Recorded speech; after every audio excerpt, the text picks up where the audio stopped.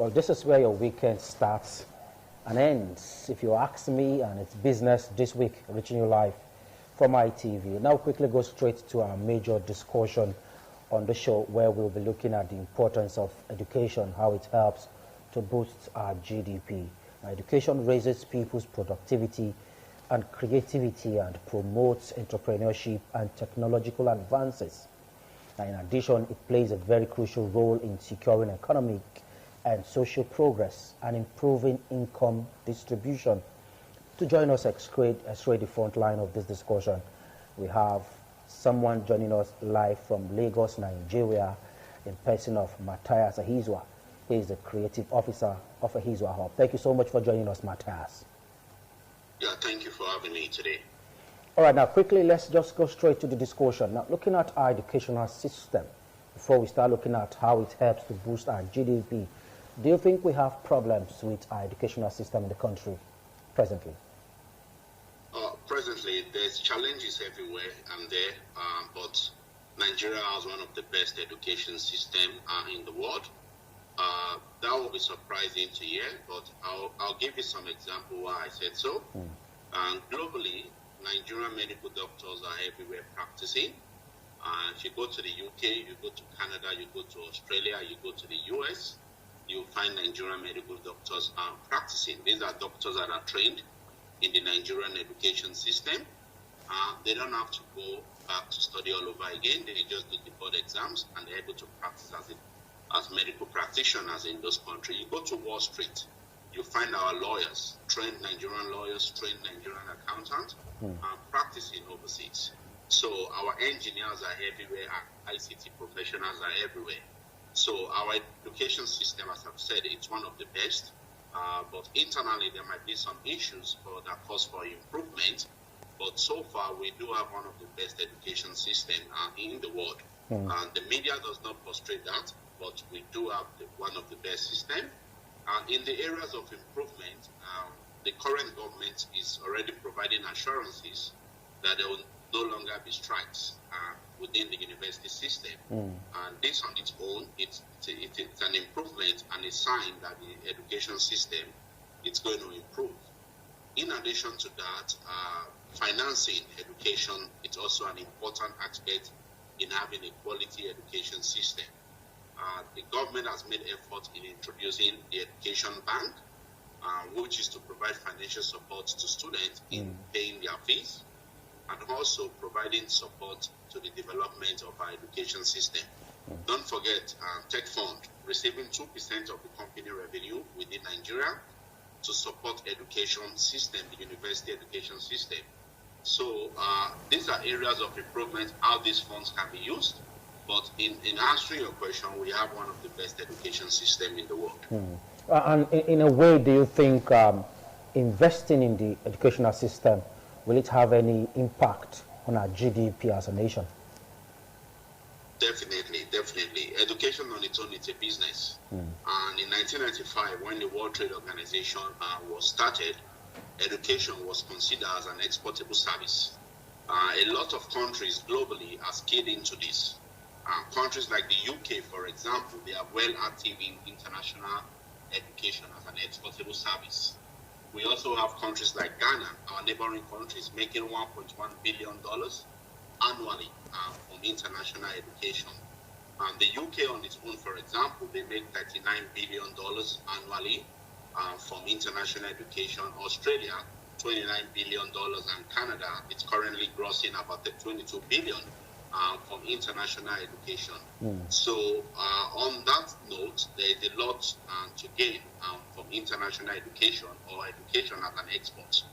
And Nigeria as a country is the #1 source market for Africa in terms of the numbers of students that goes abroad to study to support these revenues I've just mentioned. For globally, we are #8, which means when you talk about countries like China and South Korea and the rest, Nigeria stands as #8 of sending international students studying globally. 90,000 youths leave the shore of Nigeria to countries like Ghana, even they go down to Cyprus. They go to various countries to study, and Australia inclusive. those countries have realized the business in education and how it could transform and the GDP. Yeah. And education on its own creates employment in a country. And in Nigeria, education stands as one of the top 5 largest source of private sector's investment. Everywhere you go in Nigeria, you see a school, a private secondary school or a private primary school, or you even see private education around. So there's a business in education.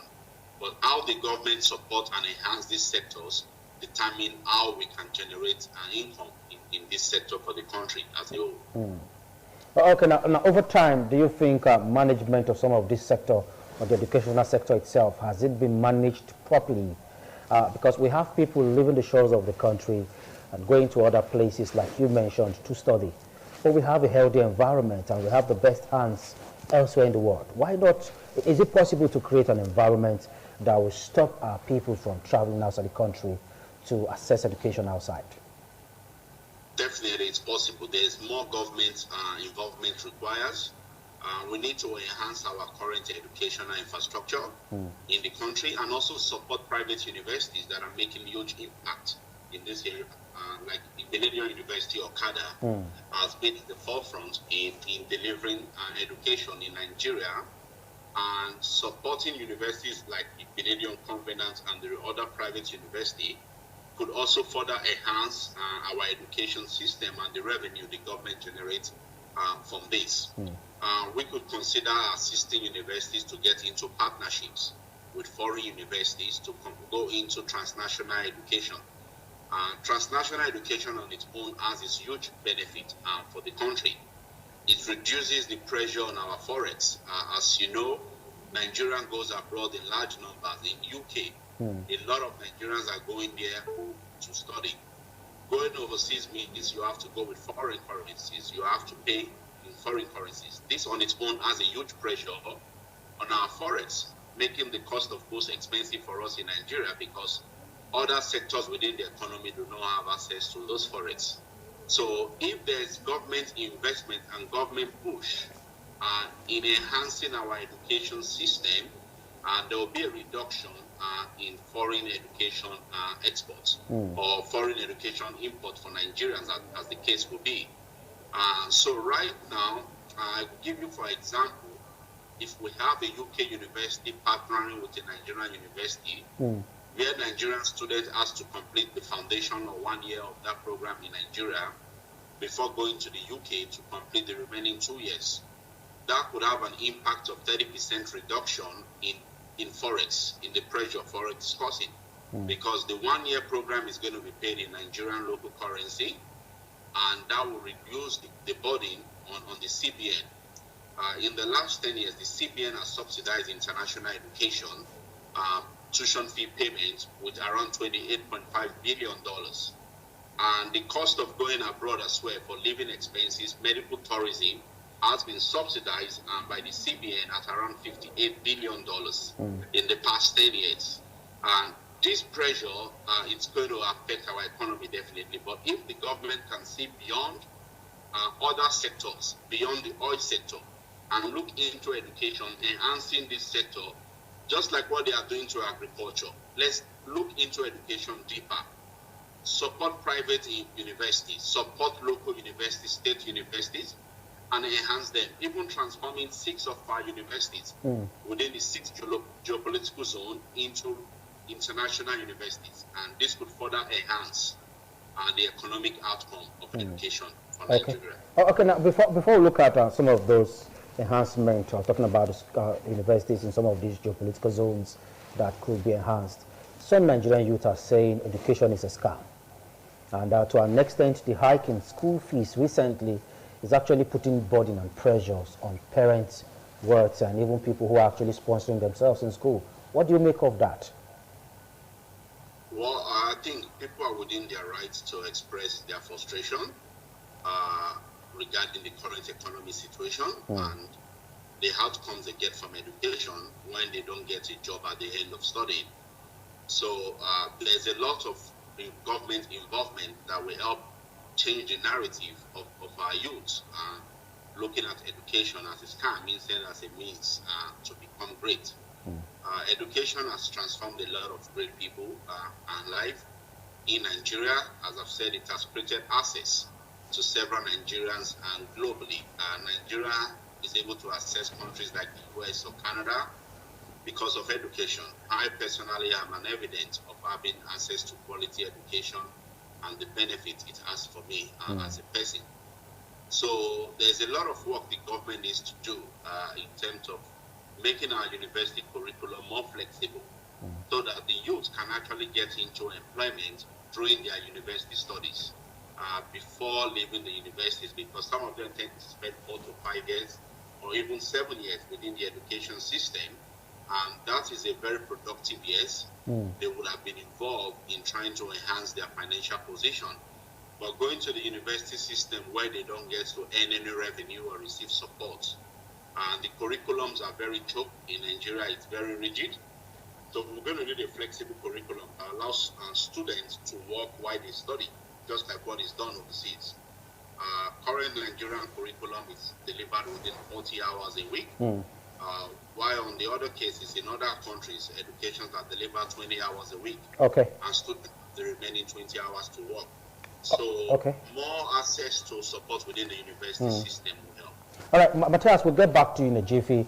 We'll quickly take a short break now, then we'll return back and extend the front line of this discussion. Don't go nowhere.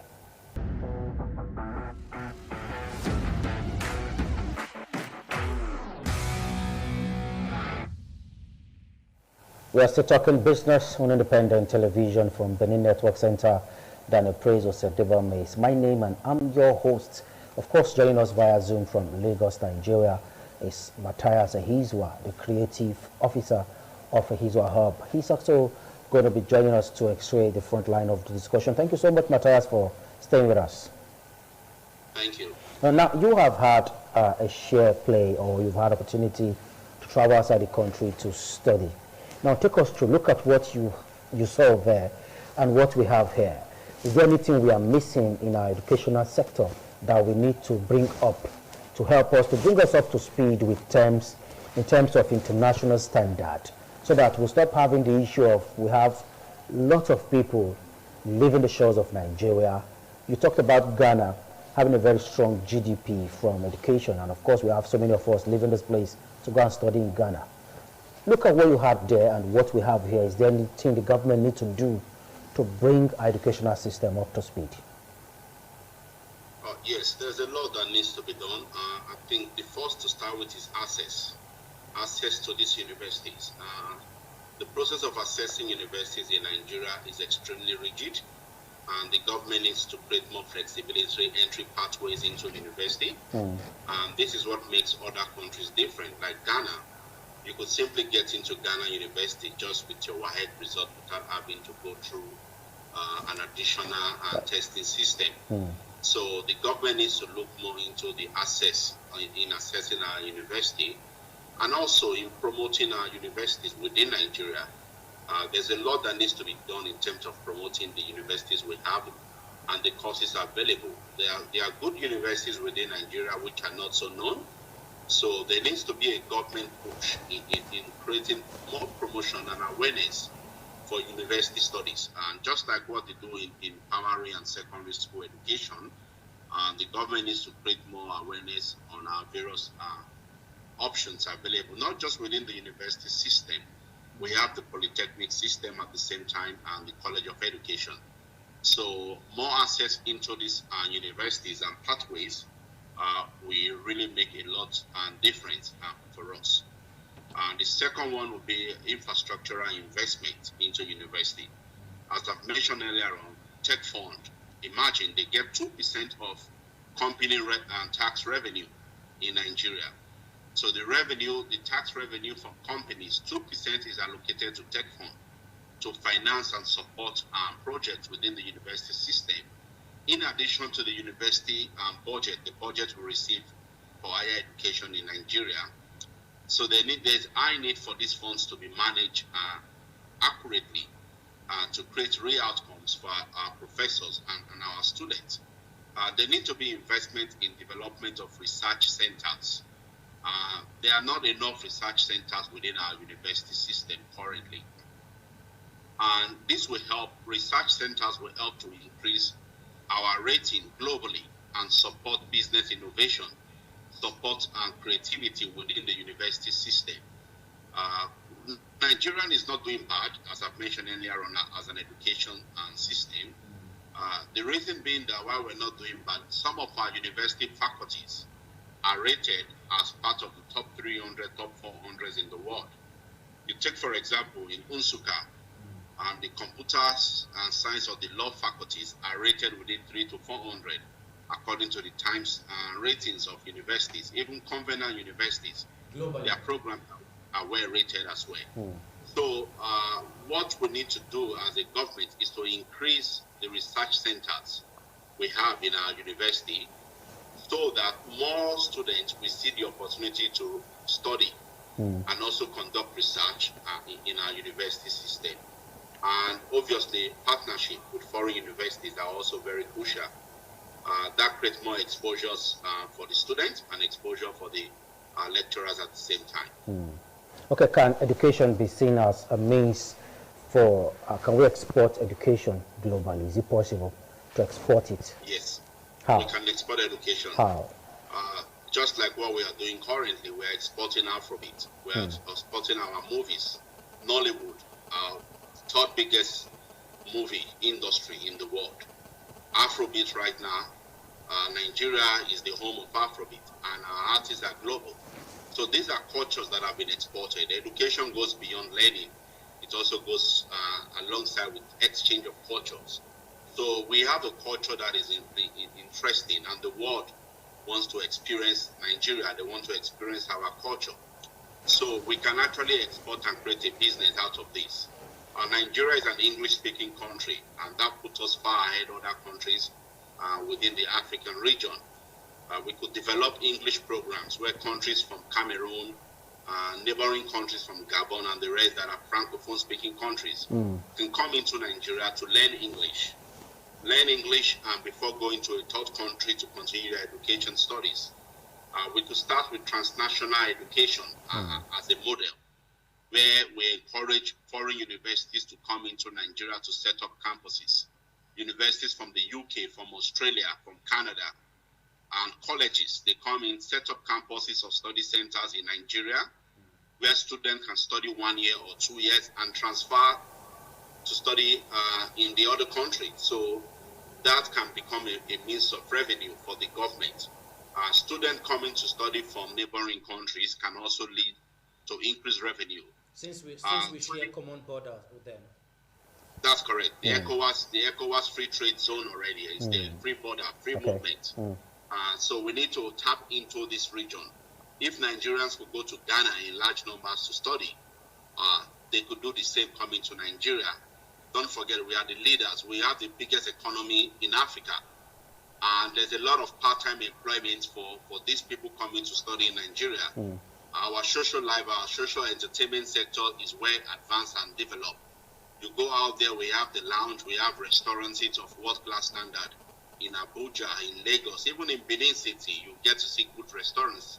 So we have everything it takes to deliver international education, but starting within our region as a focus. So we can actually do this. And the government, as I've mentioned earlier on, can transform 6 universities within the 6 geopolitical zone into international university standard. That would take a lot of investment. And how can they do this? We have the tech fund. I always make reference to the tech fund. Yeah. We need to have a drastic change to the way the tech fund is being administered. These are taxpayers' money being used that has been designed to enhance our education system. 2% of taxpayer revenue from company revenue tax goes to tech fund. How these funds are being used to enhance our system to make more money for the university and reduce strike.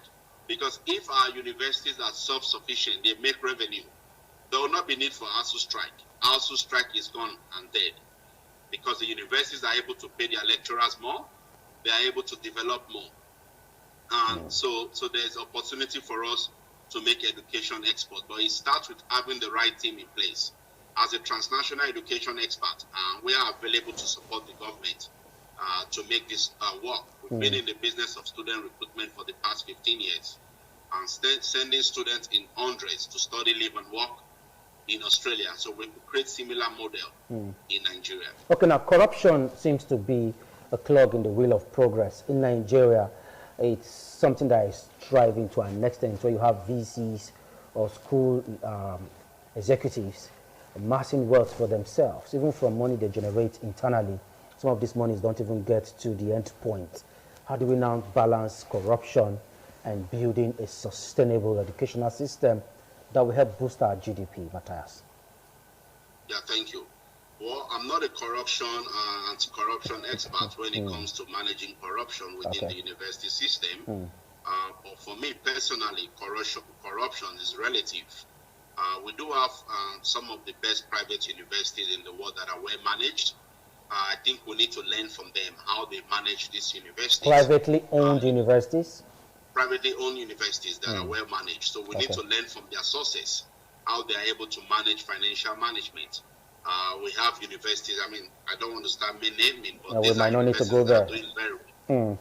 Canadian University have a very good system. They've been standing for the past 10, 13, 20 years now. So these universities are sustainable. So we need to look, how are they able to manage? So such lessons from those universities could be used to reduce the loopholes in corruptions in public universities. And I don't have evidence before me to be able to express the nature of those corruptions. But I think having a transparent system and a public account process in place will help manage the issue of corruptions. Okay, so quickly help us. What are the parameters we need to use to build a sustainable international educational sector? What are the parameters we should look out for as a nation? Well, what we need to look at as a nation, number one, is to have someone at the ends of the presidency to work with the president in steering this vision and project. So we could have someone that can act as an advisor to the president in advising them on what are the things needed to be done to have a good transnational education system. As I've mentioned earlier on, we need to consider transforming 6 of our universities into international university standard. And we need to set up a steering committee that will be responsible in setting up an international education commission for Nigeria, similar to the British Council of the UK or Education USA of the America and Education Malaysia or Australia. These are some of the agencies in other countries that promote education and enhance the sector. Yeah. So we need to set up these committees so that they could advise the NUC. NUC, for example, has a guideline for transnational education. They've started this already in the right direction, but the business out of this is where they need experts to come on board and to support. And setting up task force that can also regulate our qualification in terms of curriculum mapping with global standard and other universities. So these are some of the parameters we need to put in place to enhance the sectors. We need to open up a conversation, and that is what I'm doing as an advocate and as a transnational education expert. Okay.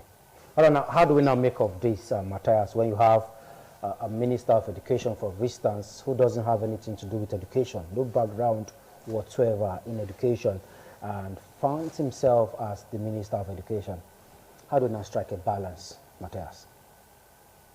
As I've mentioned earlier on, the ministers of education has to work with experts who are there to support and enhance our education system. And I will be looking to work closely with the minister in the near future, where we could have a conversation around how to stir up our education system and the economic potential from our education. As you'll be aware, in the past 20 years or 30 years ago, we do have foreigners coming to study within our Nigerian education system. You see them coming from neighboring countries to study theater art or other programs within our system, but this has dropped drastically. So I believe having someone like myself who as an expert in this space, I'll be able to work with the ministers to support whatever they want to do to accomplish a transnational education system in Nigeria. There are many Nigerian experts globally that will be involved in this conversation. Okay. Now, as an expert, to lead a sustainable education and international standard educational system in the nation, who are those that should be carried along? Just quickly help us out as we begin to call it a wrap right now. Just help us out. Well, the stakeholders in education has to be carried along. We do have the various stakeholders to drive a sustainable international education. There are various government ministries that are stakeholders that needs to be involved in this. Even the commissions for College of Education has to be involved, the private university sectors, NUCs, and they have to be involved in this. And also private investors, foreign investors, has to be attracted to be part of this so that they can invest in education. And the policing system as well, security is also a concern, but I would say security for Nigeria is relative, depending on where you are and what environment you are, you might be exposed to insecurity. But security stakeholders will need to be carried alongside in ironing out a sustainable education system for Nigeria. Okay, now before we let you go, Matthias, just quickly give us a breakdown of your final take as we begin to call it a wrap right now on the discussion. Matthias. Okay, thank you. So in conclusion of this, I believe Nigeria has one of the best education systems, as I've mentioned, and there's need for the government to enhance and support education as an exportable service. And it has a lot of benefits. Nigerians going abroad to study, they come back to Nigeria and make a lot of difference. They invest in Nigeria, they invest in jobs, they set up new businesses, and they also support their family members. Diaspora remittance currently is growing and is in pair with GDP. So there will be huge effort if a government can support this sector so as to attract foreign revenues into Nigeria at the same time. So I believe the government of the day is willing, and they've been exploring options to make this a reality. Now, you actually talked about diaspora remittance, and that actually struck something in my heart. You know, we have Nigerians who actually had the opportunity to travel outside the country to study. Some of them don't like returning back to give back to their nation, even those that were sponsored by maybe organizations or individuals. They don't like returning back. Is it that we don't have a healthy environment for them to survive, Matthias? Well, it's all about perception and promotion of the economy we have in Nigeria.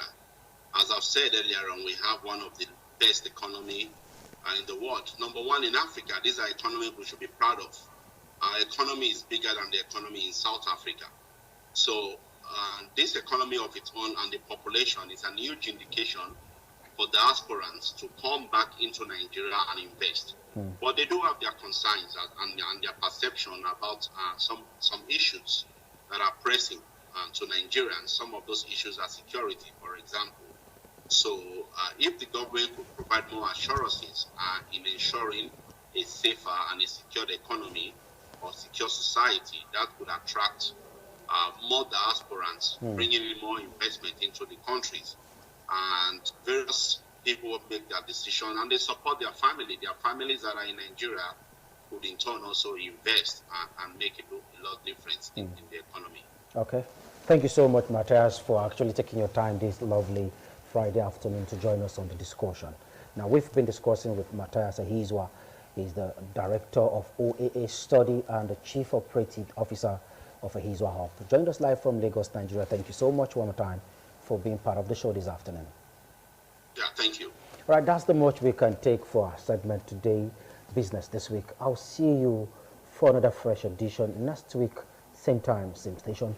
I remain Daniel Praise Ose Debame. Do have yourself a blessed weekend for now. Bye for now.